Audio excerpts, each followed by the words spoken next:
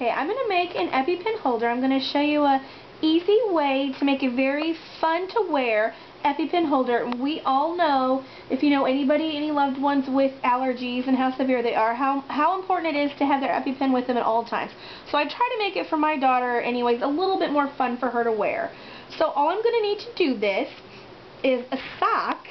I like to use the character socks because they're a lot more fun. I go to buy all my socks and shoestrings that I'm going to use for this at Payless. They have a big selection and a lot of fun, bright colored shoelaces there. I always find really good ones. So all I'll need is one sock, one shoelace, a safety pin, and then I use some quick fused fabric sheets for any inkjet printer.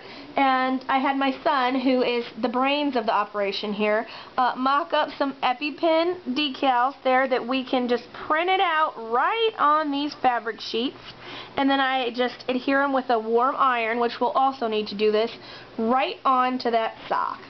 So I'll show you how I go ahead and start out. What I'm going to do is I'm going to take the very top of the sock to make the closure part here, and I'm going to pull it apart. The top part kind of comes apart, and we only want to cut a small hole in that top layer of the sock.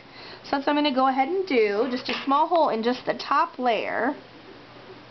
I'll go ahead and do that. And we've got our small hole in the top of the sock there. Then I'm going to take the shoestring that I'm going to use. I'm going to put a safety pin right on the end of that shoestring, and it's going to help it feed it through the top of the sock. I've tried it without, and it's just not so easy. So we're going to feed it all the way through.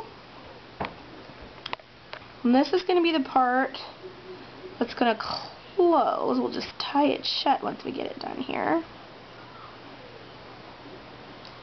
until it comes all the way out the other side.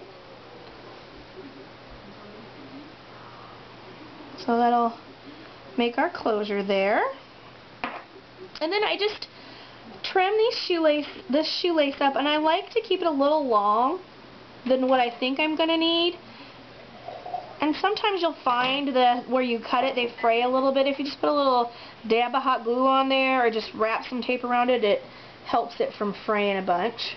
Then I'm going to take about a 2-inch piece of the shoelace that I have left, and I'm going to make a loop with it.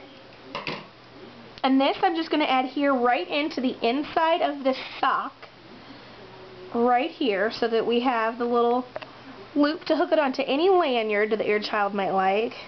And those are fun to buy too, because they have all different styles of those now. You can find them anywhere.